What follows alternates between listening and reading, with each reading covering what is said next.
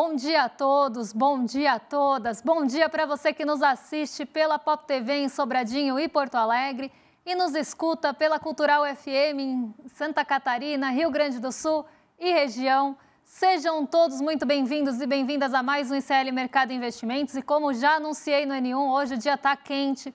Vamos falar de Trump e todo o imbróglio do Pix, por que é que ele está falando de tudo isso? Vamos também falar aí sobre o IOF e o decreto que agora está suspenso, né? Então, toda essa suspensão e suspense em relação ao IOF, vamos falar. E eu vou explicar para vocês, já que falaram isso durante o N1, vou explicar para vocês por que o IOF não é uma proteção, né, ou aplicar o IOF não mexe com os ricos propriamente ditos. Então a gente precisa desmontar isso e eu vou falar também nisso nesse programa. Vou aproveitar o gancho para essa dúvida da audiência, não muito uma dúvida, mas vou tratar dessa forma e vamos falar de cesta básica também, porque eu fiquei devendo. Mas antes de tudo isso, passadinha pela agenda para ver o que tem hoje, o que está para ser divulgado, quem fala, quem não fala. E já adianto para vocês que a agenda hoje está mais esvaziada em relação a indicadores do Brasil. Aqui no Brasilzão, a gente só tem basicamente o IPCS, que é o IPC semanal, da segunda semana. Mas vamos ver o que mais a gente tem na agenda, porque às 3 horas da manhã saiu o índice de preços ao consumidor e o núcleo da inflação ao consumidor lá no Reino Unido. Às 6 horas da manhã, na zona do euro, balança comercial de maio foi divulgada. E às 8 horas aqui no Brasil, como já adiantei, IPCS da segunda semana de julho. 9h30, Departamento do Trabalho nos Estados Unidos divulgou os preços ao produtor, o famoso PPI, e o seu núcleo também. Ontem foi dia de preços ao consumidor e hoje atacado produtor aí nos Estados Unidos. Mas vamos ver o que mais a gente tem nessa agenda, porque ela não está tão cheia, mas a parte seguinte da agenda e em diante, né, perto das 11 horas agora, a gente tem um monte de dirigentes e presidentes de Banco Central falando. Quem já falou?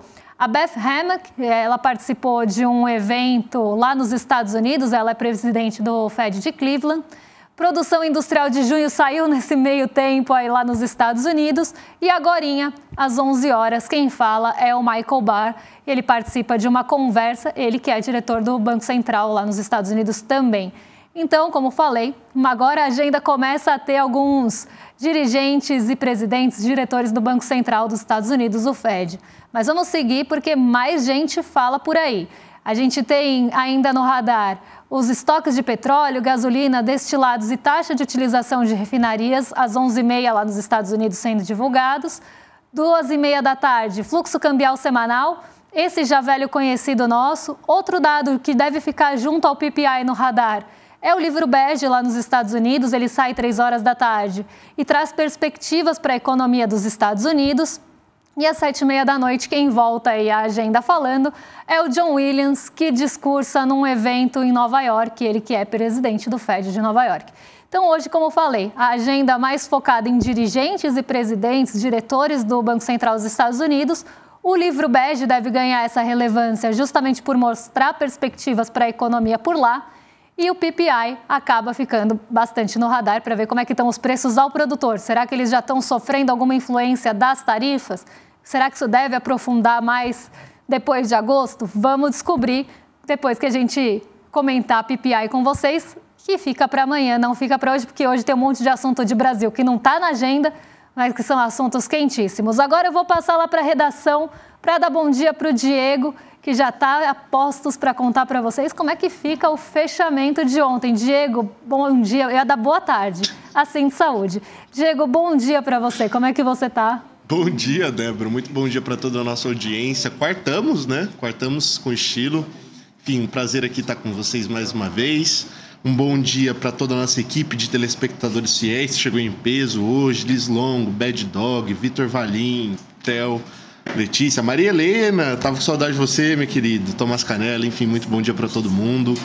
Vamos para o nosso fechamento, então? Pois bem, parece que o mau humor na nossa bolsa não acaba, hein? O Ibovespa encerrou a 7ª sessão seguida no vermelho. Ainda que de leve, fechou o dia de ontem com uma queda de 0,04% aos 135.250 pontos.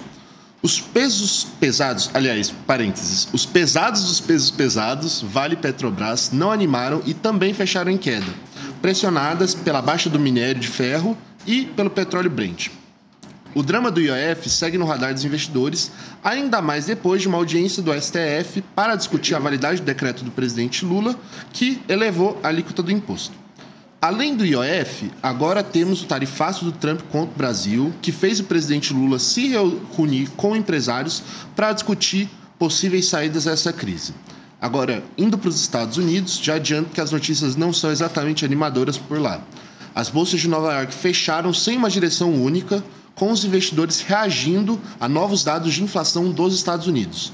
O índice de preços ao consumidor, o CPI, subiu 0,3% em junho, fazendo a taxa anual de inflação ir para 2,7%. Aliás, diga-se de passagem, que teve uma matéria, se eu não me engano, na Band, uma apuração da Band, falando que a projeção para a inflação poderia estourar a casa dos 20% caso as tarifas entrem de fato em vigor. Mas acho que é o caso da gente trazer isso com mais calma, maior detalhe para vocês em outro momento. Isso tudo, claro, uma demonstração dos impactos da guerra tarifária do Laranjinha contra o mundo inteiro, né? Com isso tudo no radar, o Dow Jones caiu 0,98%, o S&P 500 recuou 0,40% e o Nasdaq, já no sentido contrário, avançou 0,18%. Débora, eu queria te passar a palavra pedindo para você esclarecer para mim, para a audiência, o que fez o Nasdaq ser a luz no fim do túnel nas bolsas de Nova York no dia de ontem. Olha, foi a única que conseguiu ali, né, ficar um pouco mais longe, né, conseguiu desvencilhar um pouco aí dos movimentos. E isso vem ainda de um ímpeto um pouco mais positivo que se tem no setor de tecnologia. Tem alguns balanços agora que a gente sempre começa pelos balanços corporativos de empresas ligadas ao setor financeiro nos Estados Unidos, e ao longo do tempo são divulgados os balanços das outras corporações. Já começa uma expectativa por alguns balanços corporativos em relação também ao setor de tecnologia, que deve trazer alguns ventos positivos dentro de algumas empresas do setor. E tem também, né, o fato da gente ter até a gente poderia pensar, bom, a inflação lá nos Estados Unidos, vou refazer aqui a minha fala para seguir um fio condutor melhor com vocês. A inflação nos Estados Unidos ficou dentro do esperado, ela não surpreendeu para cima nem para baixo, ela ficou exatamente no esperado. E isso poderia, se ela tivesse ficado acima do esperado, poderia ter trazido uma pressão até mais forte para os juros. Se isso tivesse acontecido, o setor de tecnologia com certeza teria sofrido mais. Mas pensando em expectativas para a inflação daqui para frente, tem alguns setores que devem sofrer um pouco mais, pensando na cadeia produtiva, do que o próprio setor de tecnologia. Então, uma série de fatores podem ajudar a deixar a Nasdaq fora disso. E também tem todo o otimismo em relação ao setor que vem trazendo a Nasdaq para uma renovação de recordes. Então, isso também acaba tendo um peso nesse comportamento mais positivo, otimista em relação à Bolsa de Tecnologia dos Estados Unidos. Só que isso também tem um ponto que vai chegar e ela vai sofrer realização. Então, quando isso acontecer, ela vai ter uma queda e depois vai voltar a subir para esse patamar. Normalmente é esse movimento que a gente tem. Então, uma série de fatores aí tentando, né, ou favorecendo esse mercado especificamente lá nos Estados Unidos. Agora, a gente tem uma série de fatores vindos de lá que estão afetando a gente aqui. Então, o tarifaço ele não deixa de fazer barulho. Foi barulho ontem de novo na Bolsa aqui, então a gente conseguiu ficar mais perto da estabilidade, com queda de 0,04. A gente teve impulso de alguns setores aqui, como o financeiro, que não caiu em bloco. Teve a Vale e a Petrobras indo na contramão e desfavorecendo o Ibovespa. Mas a gente fechou perto da estabilidade, por mais que a gente tenha brigado pelo terreno positivo boa parte do dia. A gente tentou ficar ali, mas o fôlego não deu. E a gente cai para o terreno negativo. E muito disso vem por alguns fatores. Então, o primeiro deles é justamente essa tensão comercial crescente em relação às tarifas impostas pelos Estados Unidos. Então, não vou falar disso agora, porque daqui a pouco a gente vai falar só de Laranjão, para a desgraça de todo mundo. Então, a gente vai guardar esse assunto num potinho para daqui a pouco. A gente teve toda a questão envolvendo o IOF, que também a gente vai falar daqui a pouco. Então, esse suspense em relação ao IOF, a não decisão, o não acordo, acaba, inclusive, nesse ponto, favorecendo o lado do Congresso, por mais que você não tenha uma decisão. Se você suspende a cobrança e também não decide em direção nenhuma, você não vai poder cobrar. Então, nesse ponto, o governo também está deixando de arrecadar por esse período que fica a suspensão. Então, aqui também é um assunto que a gente vai tratar com mais detalhes. E a gente ainda teve toda a incerteza envolvendo outros aspectos. Então, se a gente pega o IOF, foi um grande ponto. O Donald Trump foi um grande ponto. Isso acaba trazendo outras incertezas em cadeia. Será que vai ter mudança no acordo com os Estados Unidos? Será que vai ter alguma negociação? O ponto até que favoreceu essa diminuição de incerteza foi a fala do Geraldo Alckmin, mostrando que pode ter ali, dentro daquela reunião, alguma possibilidade de negociação. Outro ponto que, inclusive, favoreceu essa possibilidade de negociação, pasmem vocês ou não, foi o fora dado por Donald Trump no Bolsonaro, né? Então, Bolsonaro ali fazendo 1000 declarações de amor, acenando super e tudo mais, e o Trump deixando ali como só um conhecido, né? Somebody that I used to know, como diz a música. Então, é só alguém que eu conheci na vida e tá por lá. E aí você tem também essa leitura do próprio mercado financeiro em relação a esse comportamento, favorecendo o real em relação ao dólar, porque mostrou que pode ter algum aceno para o governo brasileiro, embora esse fio seja muito longo para chegar numa coisa na outra. Mas o mercado viu dessa forma. Eu acho que é importante a gente falar, porque foi um movimento que acabou acontecendo. E aí o dólar se enfraqueceu em relação ao real, inclusive num dia que não teve muito esse movimento em relação a outras moedas, porque se viu como uma possibilidade também de aceno e uma tentativa de desfazer essa tensão e essas incertezas que estão vindo justamente da tensão comercial e desse acirramento que poderia acontecer. Então, será que vai ter negociação? Foi isso que começou a ser pensado ontem e essa trajetória acabou levando não só aí a Bolsa, alguns setores da Bolsa conseguirem ficar mais no positivo e diminuírem a queda, embora ela tenha acontecido, mas também favorecido o real em relação ao dólar.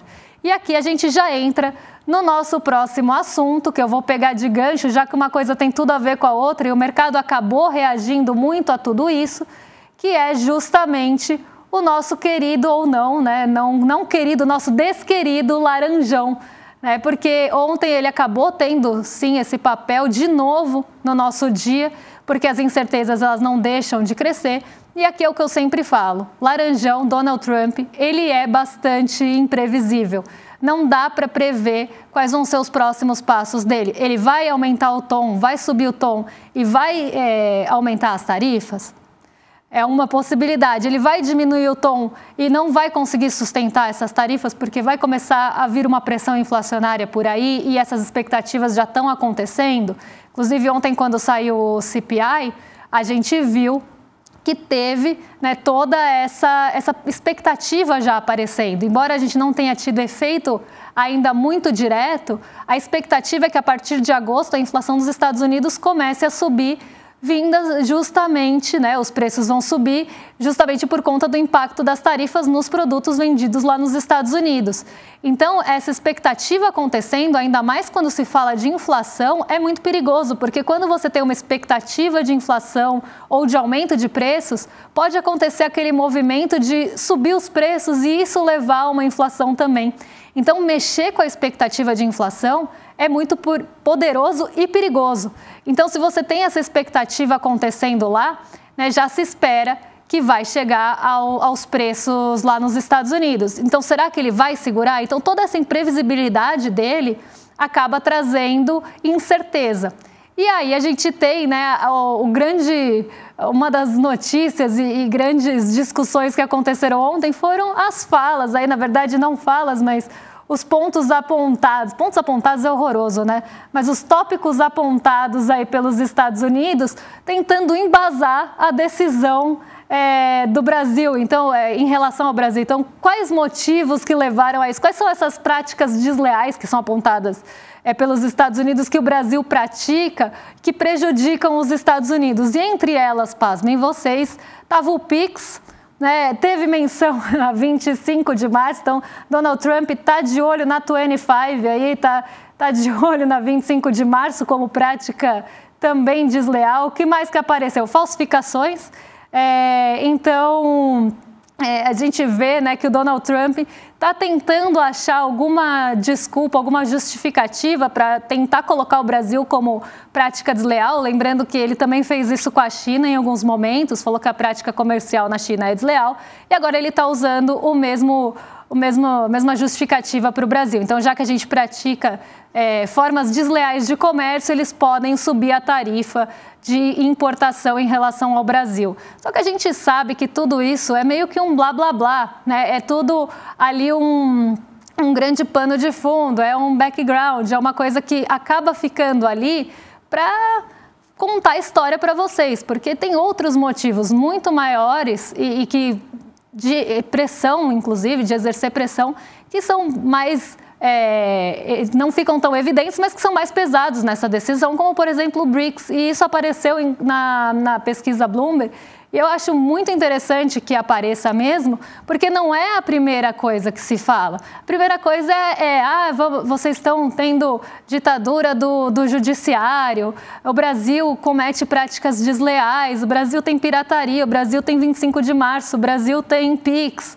Então, ele usa várias justificativas furadas para esconder realmente o que importa, né, que fica ali nas entrelinhas. Só que as pessoas não são inocentes nem bobas, então elas também estão percebendo isso, e eu acho muito bom que estejam percebendo, para não cair em papinho de que é PIX, de que, né, é falta de transparência, né, entrou o etanol também, o etanol acabou entrando como também possível motivo aí, mas aí existe toda uma briga entre o etanol produzido aqui e o etanol produzido nos Estados Unidos, isso já não é de hoje. Então, né, tudo isso está sendo usado como justificativa para colocar uma taxa absurda que não é justificável nas costas do Brasil. O Brasil hoje é o país mais taxado entre os países que receberam cartinha. E por quê? É por causa do PIX? Não é por causa do PIX. É por causa da 25 de março? Não é por causa da 25 de março. Tem motivos muito mais contundentes para que isso aconteça, né, na cabeça de Donald Trump, mas que ele não pode falar. Então, ele sempre coloca, né, e aí é que entra a análise de alguns investidores, inclusive, de que ele não vai conseguir sustentar, porque ele sempre coloca uma tarifa mais alta para tentar impor essa negociação em condições desiguais e assim, aí sim com deslealdade, e aí você consegue, né, usar os termos e condições que ele quer. Então, você impõe uma tarifa muito alta, pressiona o outro país a sentar para negociar com você, só que com condições desiguais. E aí você fala, então meus termos e condições são esses, você vai abaixar a cabeça para mim? Porque aí eu abaixo as tarifas. Então, ele sempre faz isso, ele usa uma tarifa maior, uma pressão maior, para tentar jogar, né, essa negociação a favor dele. Inclusive, entre as coisas que aparecem ali nas justificativas é o desmatamento, né? E aí eu fiquei pensando aqui, Estados Unidos é a favor do desmatamento, né, contra o desmatamento dos outros, porque para deles mesmos já desmataram o que tinha que desmatar. Então, é uma justificativa hipócrita, ainda mais quando se fala de Estados Unidos, é que se a gente tivesse o padrão de consumo, né, todo mundo tivesse o mesmo padrão de consumo dos Estados Unidos, acho que nem planeta Terra tinha mais para sustentar esse padrão de consumo da forma que eles não só consomem, mas acabam avançando no meio ambiente para sustentar esse padrão de consumo. Aí não contentes em explorar todos os recursos naturais lá, eles começam a explorar de outros lugares e ainda falam que os países têm problema com isso. Olha que absurdo, né? A gente falar uma coisa...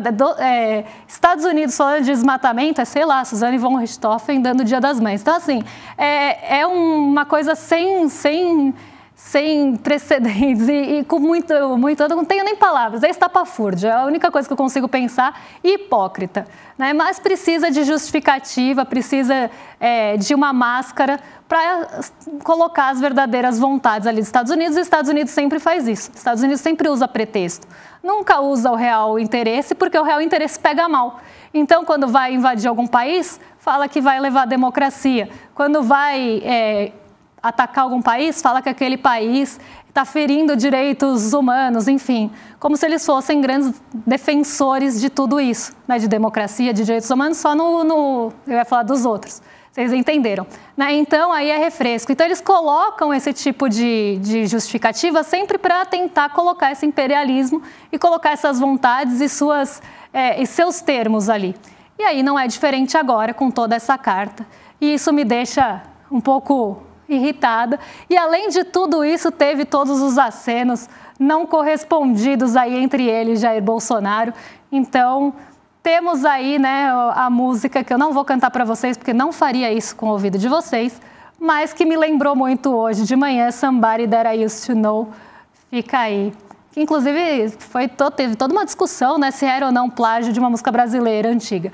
Agora vamos parar de viajar aqui e voltar para a redação, porque a gente tem o assunto do IOF para tratar com vocês, e esse vai tomar bastante tempo, acho que eu nem chego na cesta básica. Vamos lá, Diego. Pois bem, Débora, o clima esquentou no Supremo Tribunal Federal, mas só lá mesmo, porque pelo menos aqui em São Paulo eu continuo encarando o frio toda manhã que eu saio para vir aqui para o CR. A audiência de conciliação entre o governo federal e o Congresso sobre o aumento do IOF terminou sem acordo. A conversa foi convocada pelo ministro Alexandre de Moraes, mas os dois lados preferiram esperar e, aliás, querem que o próprio ministro decida. O embate começou com o decreto do governo que elevou o imposto. O Congresso reagiu e tentou barrar a medida. A suspensão gera um impasse jurídico que agora está nas mãos do plenário do Supremo Tribunal Federal. Nos bastidores, até se falou em concessões, mas nenhum dos lados cedeu. A expectativa agora gira em torno de uma decisão final por parte da Corte. Alexandre de Moraes já sinalizou que pode decidir rápido, suas palavras, sobre o IOF. Débora? Vamos lá, né? Vamos entender o que essa suspensão faz, né? Quem ela favorece, como eu já falei, acaba indo um pouco mais para o lado do Congresso, não porque Alexandre de Moraes deve decidir em relação ao IOF favorecendo o Congresso, mas porque a suspensão não deixa arrecadar, na verdade, com as alíquotas maiores, então isso diminui o poder de arrecadação do governo enquanto está suspenso. Agora eu vou explicar para vocês por que é que falar do IOF não é defender rico, porque o IOF, gente, a gente tem que entender que é um imposto sobre operações financeiras. E ele é cobrado quando a gente faz algumas operações. Então, você tem um seguro, você paga IOF, você faz uma remessa de câmbio, você paga IOF, você pega um crédito, você paga IOF. E você paga o IOF de acordo com uma alíquota aplicada a cada um desses instrumentos financeiros. Então, o crédito é uma alíquota fixa mais uma variável. Para o câmbio é uma alíquota fixa. E por que é que eu não vejo como isso pegando os ciclos? Primeiro, porque o governo recuou em 6 horas na medida que pegava pessoas que fazem remessa para o exterior para aplicar lá fora. Então, né, a gente já sabe de quem que está falando, pelo menos quem que aplica lá fora e faz remessa de câmbio em alto volume para isso. E também fundos de investimento para investir em outros fundos do exterior. Então, fundo que remete para fundo e precisa de câmbio para isso, também ficou isento. Então, ficou com a alíquota antiga e um isento, isso em 6 horas o governo recuou. E aqui usando palavras do ministro Fernando Haddad para não criar ruído no mercado financeiro. Então, esse foi o primeiro recuo. Então, aqui já saiu uma galera, né, que poderia ser afetada, que tinha dinheiro, uma galera que, né, acaba tendo mais poder financeiro. Aí sobra o IOF do câmbio, que sobe de 1,1 para quem usava o cartão de conta global para 3,5, todo o resto sobe para 3,5 também, cartão de crédito no caso, o dólar em espécie. Então, isso acaba aumentando quase mais de 3 vezes o IOF. Então, se antes uma remessa de $100 você ia pagar 6, agora vai pagar 20. Isso, pagar R$20 pesa mais no seu bolso ou pesa mais no bolso do bilionário? Vamos supor que vocês dois mandem uma remessa de R$100 para fora. Vai pesar R$6 mais no bolso de quem e R$20 mais no bolso de quem? Como a gente tem uma alíquota fixa, que é cobrada igual para todo mundo, quando você sobe, você prejudica mais quem ganha menos, nesse sentido de mais uma classe média que também já paga um monte de imposto indireto que pesa na renda. A gente não pode esquecer que classe média não é rico, embora tenha toda essa confusão, inclusive a classe média se vê como rica, e eu poderia ficar um programa só falando sobre isso, não é rica. Então, acaba pesando mais em quem tem um poder menor aquisitivo, porque você está usando a mesma alíquota para os dois. E o mesmo vale para as empresas. Eu tenho 3 minutos aqui, mas amanhã eu volto nesse assunto. O mesmo vale para empresas menores. Por mais que a alíquota seja diferente, você acaba pegando no Simples uma gama muito grande de empresas. Vai pegar mais para menor, porque a alíquota também, claro que tem o valor do crédito envolvido, tudo mais, mas vai pesar mais para um crédito que fica mais restritivo para quem já está com o sufoco de uma Selic alta. Então, eu não acho que pega rico o IOF, eu acho que o IOF acaba pegando mais uma classe média e empresas menores no peso que ele tem. Pega todo mundo, mas no peso que ele vai ter, vai pegar mais nessas pessoas.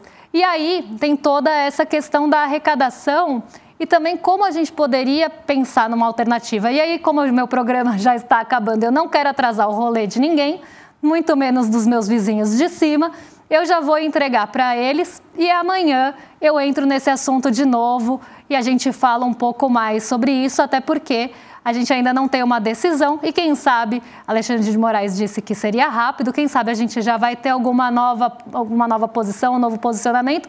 Aí eu já trago amanhã para vocês, mas eu prometo voltar nesse assunto, falar de benefício fiscal também e privilégio, e a gente passa por cesta básica.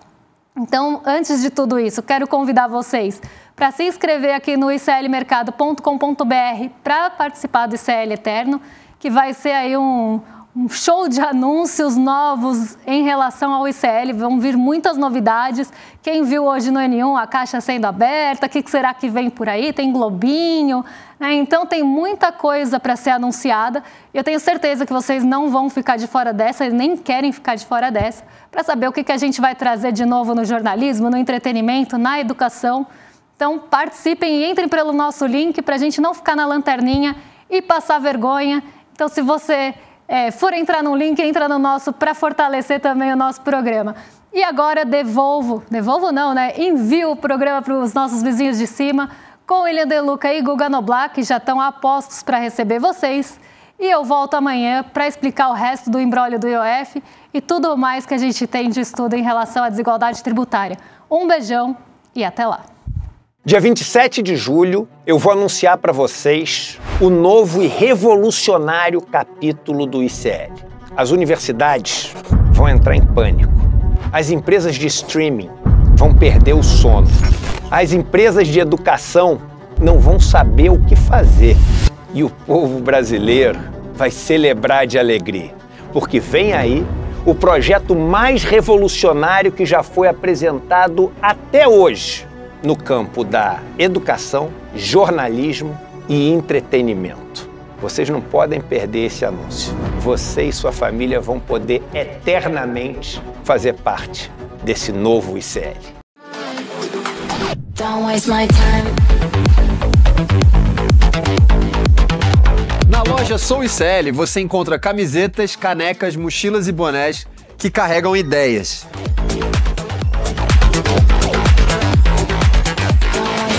Produtos com propósito para quem acredita em justiça, consciência e transformação.